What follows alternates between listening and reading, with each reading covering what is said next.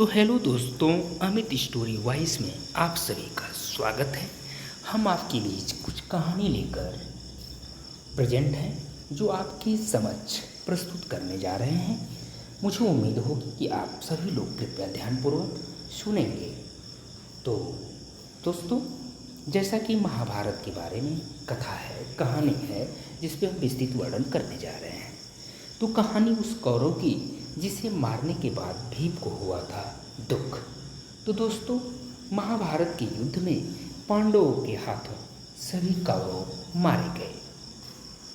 इसमें से एक विकर्ण भी था, यानी विकर्ण अकेला ऐसा कौरव था जिसका वध करने के बाद भीम को बहुत दुख हुआ था। तो पढ़े ये पौराणिक कथा जिसके बारे में हम एक्सप्लेन करने जा रहे हैं, विस्तृत चर्चा करने जा रहे हैं। मुझे उम्मीद होगी कि आप सभी लोग धैर्यपूर्वक सुनते होंगे, सुनेंगे भी। तो महाभारत कथा जो कि कहानी उस कौरव की जिसे मारने के बाद भीम को बहुत बड़ा दुख हुआ था। आगे बढ़ते हैं, निरंतर इस कहानी पर हम चर्चा करते रहेंगे। तो दोस्तों, जैसा कि महाभारत के युद्ध में पांडवों ने सभी कौरवों का वध करके अधर्म पर जीत हासिल की थी। इस युद्ध में धृतराष्ट्र के सभी 100 पुत्र मारे गए थे। इनमें से कौरव ऐसा भी था जिसका वध करने पर पांडु पुत्र भीम को बहुत दुख हुआ था। इसका नाम था विकर्ण, यानी विकर्ण अकेला कौरव था जिसने दुर्योधन और दुशासन द्वारा द्रौपदी के चीरहरण का विरोध किया था। तो दोस्तों, कौन था विकर्ण? यानी विकर्ण धृतराष्ट्र और गांधारी के उन 100 पुत्रों में से एक था जो कौरव कहलाए। विकर्ण बहुत ही बलवान और महारथी था।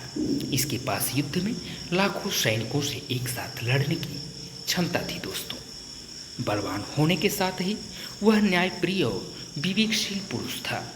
यानी विकर्ण ने कई बार अपने भाई दुर्योधन के उन फैसलों पर सवाल उठाए थे जो न्याय संगत नहीं थे। दोस्तों, तो जैसा कि विकर्ण ने किया था द्रौपदी चीरहरण का विरोध, तो खास बात यह है कि विकर्ण अकेला ऐसा कौरव था जिसने द्रौपदी के चीरहरण का विरोध किया था। पांडव खेल में कौरवों से हार गए। युधिष्ठिर ने आखिर में द्रौपदी को ही दांव पर लगा दिया था। यानी दोस्तों, हारने के बाद दुर्योधन ने द्रौपदी को सभा में बुलाया और उसका चीरहरण करने लगा।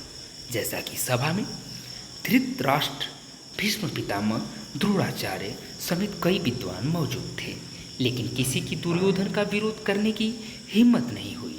जैसा कि मगर विकर्ण अकेला ऐसा कौरव था जिसने अपने भाई का विरोध किया।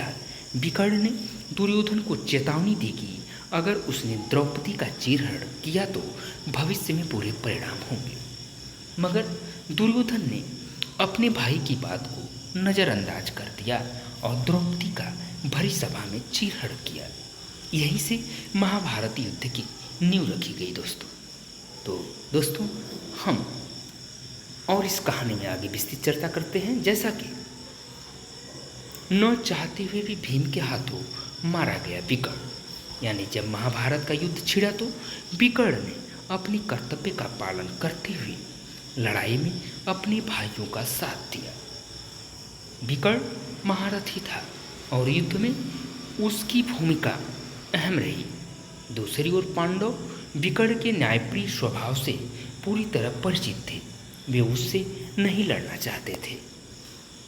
जैसा कि दोस्तों, जब महाभारत का युद्ध छिड़ा तो विकर्ण ने अपने कर्तव्य का पालन करते हुए लड़ाई में अपने भाइयों का साथ दिया। विकर्ण महारथी था और युद्ध में उसकी भूमिका अहम रही। दूसरी ओर पांडव विकर्ण के न्यायप्रिय स्वभाव से पूरी तरह परिचित थे। वे उससे नहीं लड़ना चाहते थे। तो दोस्तों, अगर ये योद्धा लड़ा होता महाभारत का युद्ध 1 मिनट में खत्म हो जाती कहानी। तो कौन लड़ा होता? यानी युद्ध में पांडुपुत्र भीमसेन और विकर्ण का आमना सामना हुआ। भीम ने विकर्ण से आग्रह किया कि वह उससे युद्ध नहीं लड़ना चाहता है। इस पर विकर्ण ने कहा कि वह सिर्फ अपने कर्तव्य का पालन कर रहा है। उसने भीम से भी अपने कर्तव्य का पालन करते हुए शस्त्र उठाने को कहा। इसके बाद भीम को मजबूरन विकर्ण से युद्ध करना पड़ा। आखिर में न चाहते हुए भी भीम के हाथों विकर्ण की मृत्यु हो गई। अब विकर्ण के वध पर भीम को बहुत दुख हुआ। तो दोस्तों कहानी पसंद आई हो तो हम आपसे आशा करते हैं कि चैनल को सब्सक्राइब करेंगे, लाइक करेंगे अमित स्टोरी वाइज चैनल को। कृपया वीडियो को शेयर करेंगे। हम आपका बहुत आभार प्रकट करते हैं, कोटि कोटि प्रणाम करते हैं। और डिस्क्लेमर में हम कह भी सकते हैं दोस्तों कि यहाँ पे जो भी जानकारी हम आप तक साझा कर रहे हैं वो मात्र इंटरनेट द्वारा प्राप्त की हुई है, जो हम आप तक प्रेषित कर रहे हैं। अमित स्टोरी वाइज इस खबर की पुष्टि नहीं करता दोस्तों। पुष्टि के लिए कृपया आप इसी वेबसाइट पर जाकर आप सत्यापन कर सकते हैं। बहुत बहुत धन्यवाद दोस्तों। Thank you so much. I love you.